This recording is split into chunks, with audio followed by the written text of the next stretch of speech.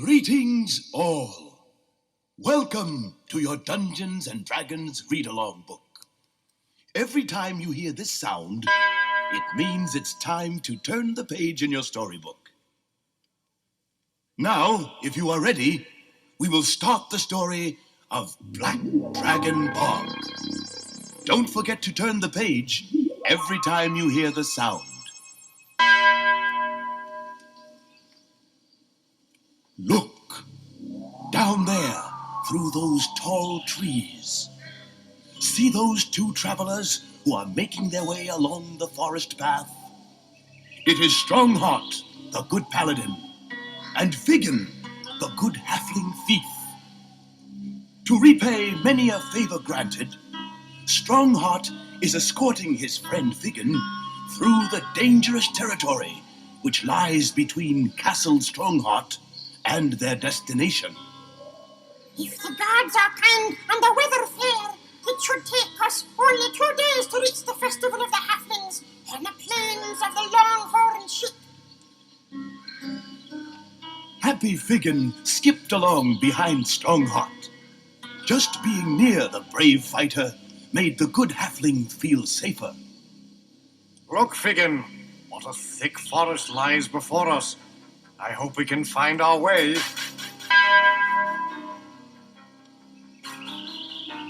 I have not traveled this way for many a year. The forest has grown, and I am unsure which path to take. Tell me, friend, do you know which road is best? Sadly, my lord, I too am unfamiliar with this portion of the forest. But look, up ahead, coming out of the woods, it is a lumberman. Perchance he can show us the way. Good morrow, woodsman. My halfling friend and I are bound through yon woods toward the plains of the Longhorn Sheep. Might you know which path would serve us best in our journey? The suspicious old woodsman didn't trust the two strangers. His house and fortune stood deep within the forest greenery. He recognized Figgin as a thief by the bag of tools he wore at his side, and did not wish to help the two in any way. I am sorry, sire, but I too am a stranger to these parts. The big woodsman hurried by Strongheart and Figgin. The usually agile halfling seemed to lose his balance and stumbled headlong into the woodsman. Out of my way, clumsy halfling! 1,000 pardons, sire. I tripped on that mossy rock. Here, let me dust you off. Hands away from me, little one. I have far to go and have no time to waste. Off with you! Strongheart looked about at the thick forest in dismay. I'm afraid I have no idea which path to take, my friend. A clever halfling gave a wink and spoke in a low voice. Perhaps this map will help, good Strongheart. And where did you get such a map? You had it not a moment ago.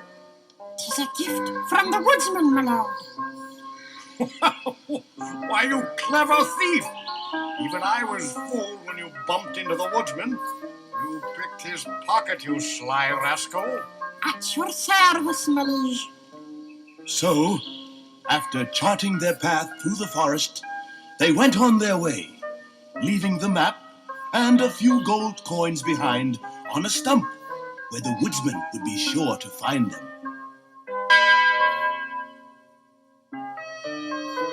After a half-day's journey through the forest, Strongheart and Figgin reached a deep and rocky gorge, which separated the forest from the rugged highlands beyond. Strung across the deep crevice was a thin rope bridge, which led to the other side. But the entrance to the bridge was blocked by a high wall and a thick iron gate. Strongheart looked about and wondered. Where could the gatekeeper be? I would gladly pay his toll to get to the other side. I see him nowhere, Strongheart. Without a way across the bridge, we will have reached the end of our journey, and I shall never make it to the festival.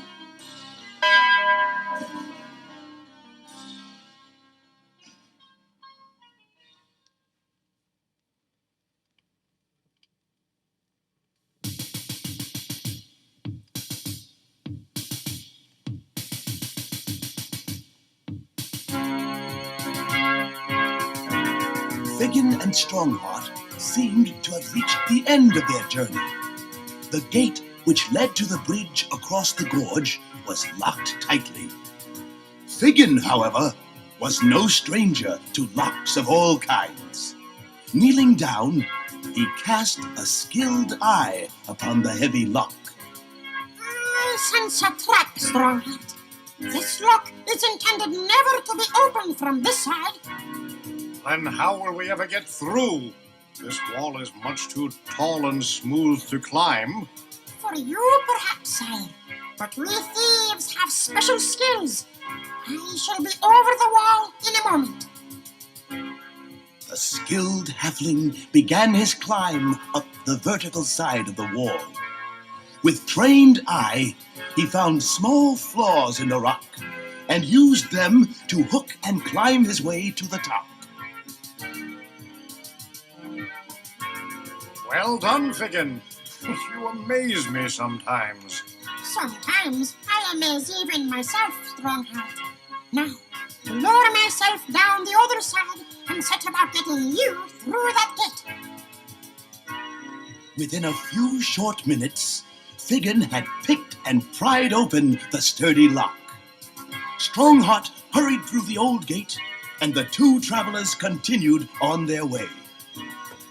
All the rest of the day, they climbed their way over the mountains. By sunset, they were down the far side of the range. Far below them, in the valley, Strongheart could see yet another challenge.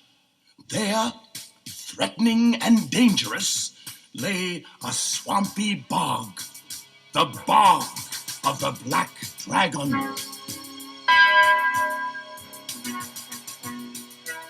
After camping overnight on a rocky bluff overlooking the bog, Strongheart and Figin arose with the sun. After a meal of dried bread, goat's milk, and wild mountain blackberries, they started down the grassy hillside toward the bog. 'Tis our last challenge, Strongheart. And our most difficult one, to be sure. For here in this swamp dwells the Black Dragon. He is not the largest of his kind, but for his size he is a fearsome fighter. Besides his sharp fangs and razor-like claws, he spews a breath of strong acid. We must proceed with care. By the time the sun was halfway through the heavens, Strongheart and Figin were deep within the swamp. Strange, twisted trees bent low, blocking their way. Strongheart hacked a pathway through the thick growth with his sharp sword. Suddenly, up from behind a tangled mass of vegetation, rose a terrifying sight. By the gods! It is the Black Dragon! Stay clear, Figin, and let me do battle with this monster! But Figin did not listen to Strongheart. Instead of stepping aside, he ran towards the dragon. From within his backpack, Figin pulled out a strong rope net and in one skilled motion cast it toward the snarling dragon. The net fell on its target, entangling the black dragon and sending the beast into an earth-shaking rage. Opening his frightful mouth, he sent forth a spray of strong acid, which ate completely through the rope net. Angered now, the terrifying beast charged toward Figin with a horrible roar. As the monster closed upon his helpless prey, Strongheart sprung into action. Rather than slay the beast, Strongheart struck it soundly with the flat of his sword. After several stinging blows, the gigantic beast gave up his attack and slinked back into the barn. The two travelers were saved. By sunset, Strongheart and Figgin had cleared the swamp and reached the peaceful valley where the Halfling Festival was already underway. As they looked down across the green, sloping hills, they could see the glow of 100 bright fires. Drifting upward through the cold night air came the happy sounds of music and laughter. After such a difficult journey, the sight filled their hearts with joy. Again, I am in your debt, Strongheart. Without your help, I could have never made it here. Nor I without yours, Figgin. Working together, we have done what neither of us could have done alone. Placing his hand on his small friend's shoulder, Strongheart led the way down into the valley. Their work was behind them. Now it was time for celebration.